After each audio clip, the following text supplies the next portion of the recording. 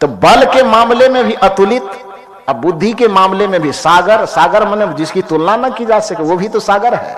तो बुद्धि के मामले में भी अथाह और बल के मामले में भी अथाह।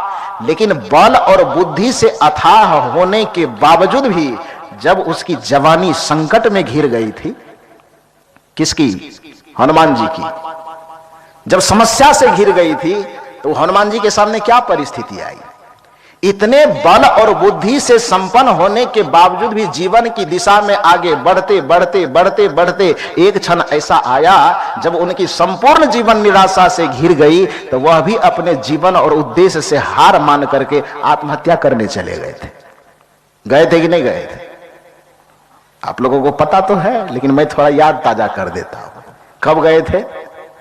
जिस समय सुग्रीव जी के द्वारा अपने सभी सेनापतियों को बुला करके चारों दिशा में अलग अलग भेज दिया गया कि जाओ सीता की खोज करके लाओ।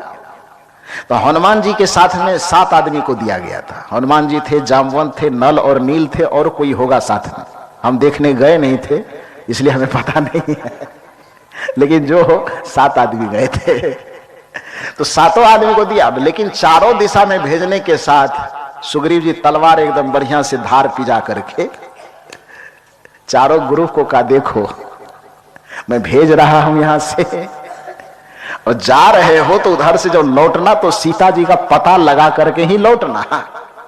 यदि बिना पता लगाए लौटे तो जब तक मैं लौटोगे तब तक मैं धार बना ही रहा हूं। बिना पता लगाए लौटे तो काट करके इतना पीस बनाएंगे कि तू पनीर बनेगा कि भुजिया बनेगा यह भी सोचना मुश्किल हो जाएगा। इसलिए बिना पता लगाए मत लौटना। तो 3 दिशा में जो गया तो क्या गया, साहित्य में कहीं उसकी चर्चा नहीं है, लौट के आया कि नहीं आया वो तो जिक्र ही नहीं है उसका।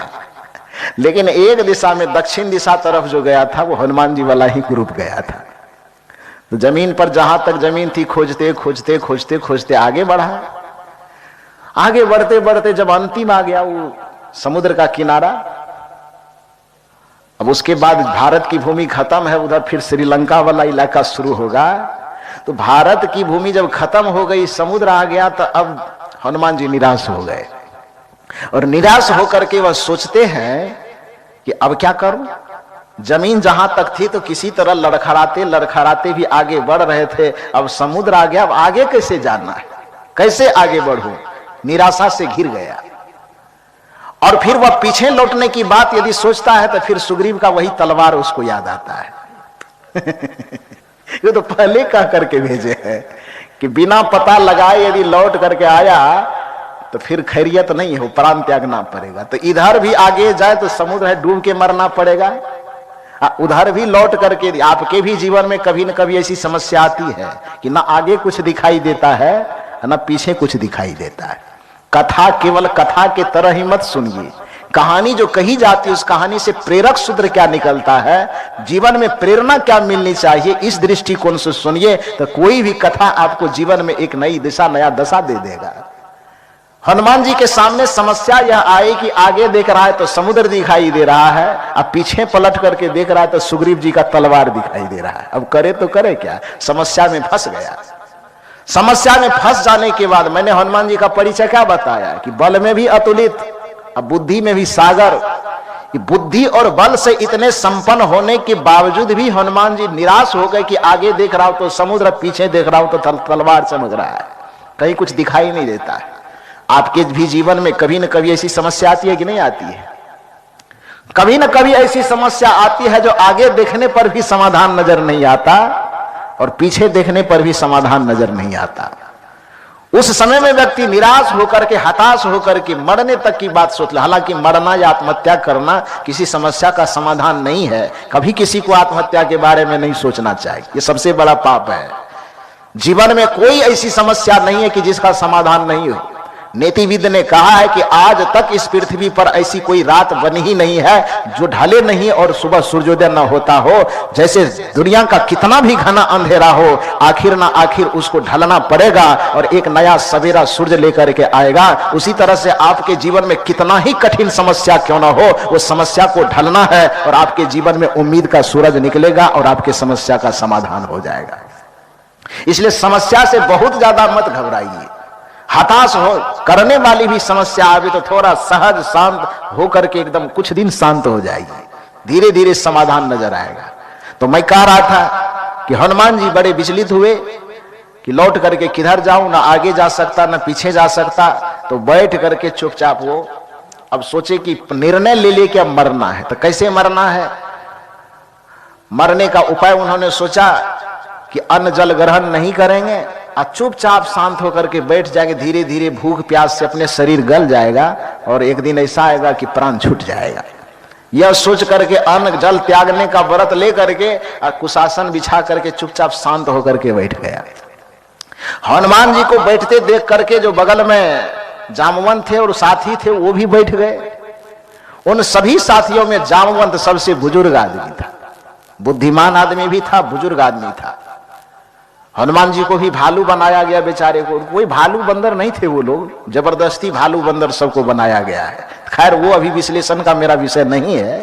तो जामवंत जी भी बड़े बुद्धिमान धीर गंभीर व्यक्ति थे, वो शांत होकर के बैठे। और ध्यान दीजिए, जब सहज शांत और निर्मल चित्त के साथ आप एकाग्र होकर के बैठ जाते हैं तो समस्या चाहे कितनी भी गंभीर हो उसका समाधान आपको नजर आता है। जीवन में यदि कभी निराशा घेर ले, हम लोग एक भजन में गाते हैं, जब जीवन दुख से घिर जाए कोई बात समझ में ना आवे। जब आपका जीवन आगे पीछे ऊपर नीचे दाएं बाएं समस्या से घिर जाए, खोजने पर भी समाधान नहीं नजर आवे तो करना क्या, जब जीवन दुख से घिर जाए कोई बात समझ में ना आवे तब करके भरोसा सदगुरु पे उनकी शरण में आ जाना।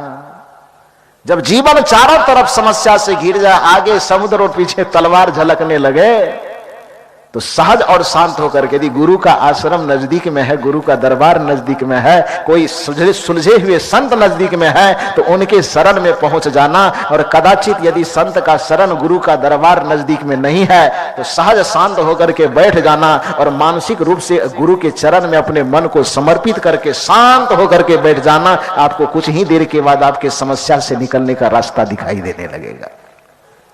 जब जीवन दुख से घिर जाए कोई बात समझ में ना आवे तो करके भरोसा सदगुरु पे उनकी शरण में आ जाना, उनके शरण में आ जाना। हनुमान जी को कोई रास्ता नहीं दिखाई देने लगा। जामवंत जैसे सहज शांत होकर के बैठा, उसको एक युक्ति समझ में आई और युक्ति समझ में आने के बाद बल और बुद्धि से जो संपन्न हनुमान है उसको भी एक जामवंत के सहारे की जरूरत पड़ गई। और वह जामवंत जाता है और कान में मुंह लगा करके धीरे से हनुमान जी को याद दिलाता है कि अरे आपके अंदर तो अथाह शक्ति है, आप निराश होकर के आत्महत्या करने की बात क्यों सोच रहे हैं। उसके अंदर जो सुषुप्त शक्ति थी, उसके अंदर जो सोई हुई शक्ति थी, उस शक्ति को दिशा देने का काम, उसके जंक्शन में जो वो शक्ति छिपी हुई थी, जवानी के जंक्शन पर पहुंच करके भी जो उसे अपनी शक्ति का ज्ञान नहीं था, उस शक्ति का ज्ञान करवाने के लिए जामवंत एक महबूब बन करके जाता है, जामवंत सदगुरु बन करके जाता है और उसके कान में हनुमान जी की सोई हुई शक्ति का बोध करवाता है। जैसे ही अपनी सोई हुई शक्ति का बोध हनुमान पाता है तो फिर आगे क्या क्या होता है वो सब आप लोगों को पता है, बताने की जरूरत नहीं है। जीवन की दशा ही बदल जाती है। बदल जाती है कि नहीं बदल जाती है। जिस लक्ष्य को पाना है, चाहे उसमें समुद्र बाधक बनता है तो बाधक बनने नहीं देता है, लक्ष्य पर पहुंचता है। जीवन का सारा लक्ष्य हनुमान जी पूरा कर लेते हैं। तो कहने का ये घटना सुनाने का अर्थ सिर्फ इतना है मेरा कि हम ये कहते हैं कि हमारे पास बहुत ज्यादा बुद्धि है, हमें गुरु की क्या आवश्यकता है। तो हमारे पास जो बुद्धि, हनुमान जी के पास हमसे कम बुद्धि थी। हम यदि कहें कि हम अपने ताकतवर आदमी हैं, गुरु की क्या आवश्यकता है, तो हनुमान जी को हमसे कम ताकत थी। वो ताकत और बुद्धि की यदि आप तुलना करेंगे तो जय हनुमान ज्ञान गुण सागर, जय कपीस तिहु लोक उजागर, रामदूत अतुलित बल धामा, अंजनी पुत्र पवन सुत नामा। तो जो ज्ञान और गुण में सागर है, बल में अतुलित बल धामा है, ऐसे व्यक्ति को भी जीवन में दिशा देने के लिए एक जामवंत की जरूरत पड़ जाती है। तो हमें और आपके जीवन में प्रगति करवाने के लिए गुरु की आवश्यकता क्यों नहीं पड़ेगी? तो आपकी जो ये उम्र की जीवन की गाड़ी है, उसको तो चलाने का ड्राइविंग हमारे प्रांजल साहब कर रहे थे, लेकिन स्टीयरिंग हमारे हाथ में दे दिया। स्टार्ट खाली चाबी मार करके स्टार्ट कर दिए और ड्राइवर वाले सीट पर हमें बैठा दिए कि स्टीयरिंग घुमाइए। अब तो जितना ऊपर खावर था एकदम धड़फड़ाते हैं हम आगे ले जा रहे हैं। अब गाड़ी को रोक दिया जाए? अब गाड़ी को रोकने समय भी ज्यादा हो गया है, तो इसलिए अब गाड़ी को रोकते हैं। रोक दें कि नहीं रोक दें? फिर जरूरत पड़ेगा तो कल स्टार्ट कर देंगे, क्या दिक्कत है? अब गाड़ी को रोका जाए। तो मूल रूप से जो जीवन की गाड़ी जो आपकी हमारी चल रही है, उस जीवन की गाड़ी में बचपन का स्टेशन गुजरता है, ठीक है, वो गुजरेगा ही। बुढ़ापा भी आएगा, वो आना है, वो तो निश्चित है, उसको कोई रोक नहीं सकता। लेकिन जो खास बात है, जिस बात को केंद्र बिंदु बना करके अभी मैं आपके बीच में चर्चा कर रहा हूं, वह केंद्रीय विषय क्या है कि आपके जीवन की जो गाड़ी चल रही है, उस गाड़ी में बचपन का स्टेशन आएगा, लेकिन वो गुजर जाएगा। मूल बात आएगी कि जवानी का जब जंक्शन आ जाए, तो उस समय आपको क्या हो जाना चाहिए? सजग हो जाना चाहिए, क्योंकि वहीं से आपके जीवन की सब दिशा दशा तय होती है ना।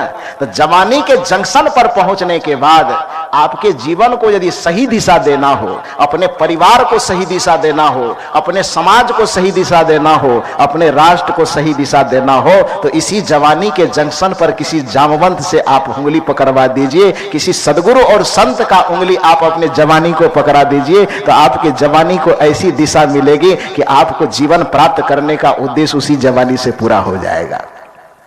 बस इतना ही निवेदन करके मैं यह उम्मीद भी करता हूं और शुभकामना भी करता हूं कि आप तमाम लोगों के जवानी को कोई न कोई जामवंत मिला होगा, और जिसके जवानी को कोई जामवंत ना मिला हो तो अपने जवानी को जामवंत जरूर दीजिए, तभी आपके जवानी की कोई अच्छी कहानी बन पाएगी। अन्यथा ये जवानी तो है ऐसा जिसके विषय में क्या कहे, ये जवानी है 2 दिन का सपना, ढूंढ ले कोई महबूब अपना, ये जवानी अगर ढल गई तो, जवानी ढल गई